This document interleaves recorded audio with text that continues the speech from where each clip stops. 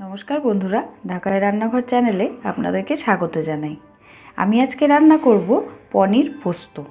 এই পনির পোস্ত রান্না করতে আমার যা যা দরকার আমি এখানে সাজিয়ে নিয়েছি। আমি এখানে নিয়েছি পনির, একটু আগে থেকে ভেজে নিয়েছি নুন দিয়ে। নিয়েছি এখানে একটু গাজর, কড়াইশুঁটি আর আলুটাকেও একটু আগে থেকে ভেজে নিয়েছি। আর মশলা নিয়েছি এখানে আমি একটু ফোড়নের জন্য গোটা গরম মশলা আর পোস্ত বাটা, একটু শুকনো লঙ্কার গুঁড়ো দেবো, নুন দেব স্বাদ মতো, একটু চিনি দেব স্বাদ মতো, কিছু কাঁচা লঙ্কা নিয়েছি আর একটা তেজপাতা নিয়েছি, আর নিয়েছি সাদা তেল, আর নিয়েছি জল, যেটা আমি পরিমাণ মতো দেব। আসুন এবার এই উপকরণগুলো দিয়ে আমরা পনির পোস্ত রান্না করি।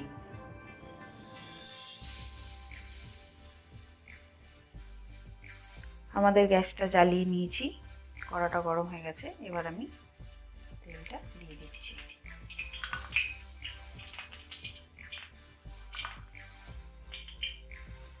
যেহেতু এতে আমি কোনো ঘি বা বাটার ইউজ করব না, তার জন্য আমি একটু সাদা তেলটাই বেশি করে দিয়েছি।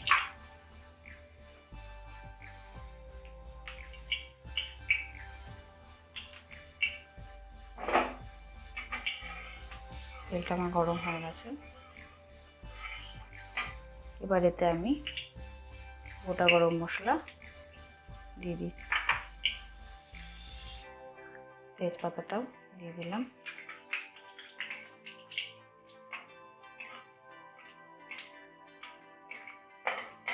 হয়ে গেছে। এবার এতে আমি আলুটা দিয়ে দিচ্ছি।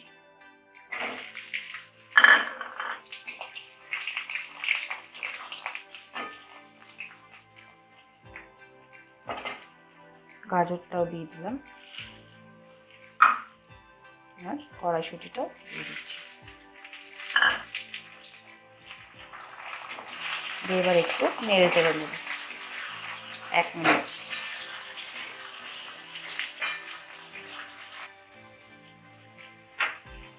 এবার এতে আমি নুন দেবো, আমি স্বাদ অনুসারে নুন দিচ্ছি।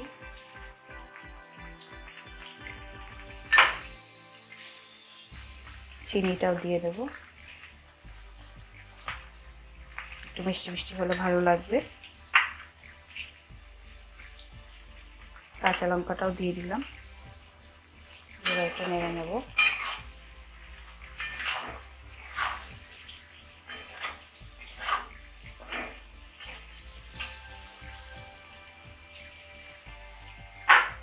এবার এতে একটু শুকনো লঙ্কার গুঁড়ো আমি দিচ্ছি। আপনারা চাইলে শুকনো লঙ্কার গুঁড়ো দিতেও পারেন, নাও দিতে পারেন।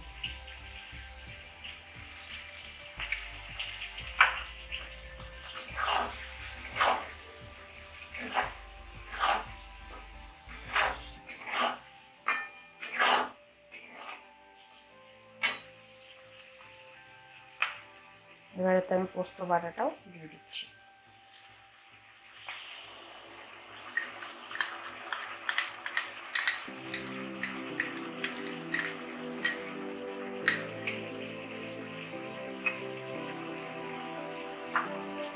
পোস্তটা একটু লেগেছিল, তাই একটু জল দিয়ে দিলাম।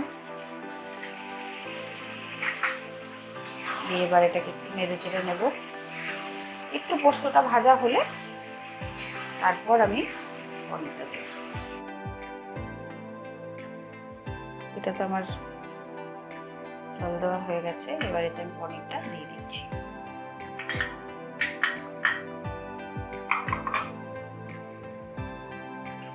পনিরটাকে দিয়ে এটাকে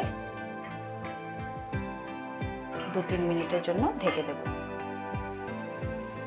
যাতে পনিরটার ভেতরে এই রসটা ঢুকে যায়। এবার এটাকে আমি ঢেকে দিচ্ছি।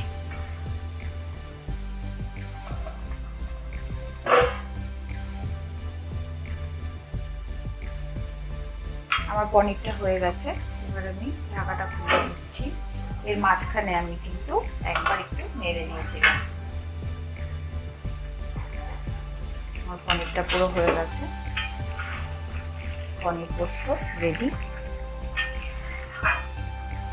পনির পোস্তটা পরোটা, রুটি, রাইস সব কিছু দিয়ে ভালো লাগবে খেতে। গ্যাসটা অফ করে দিচ্ছি। এবার এটাকে আমি তুলে নেব।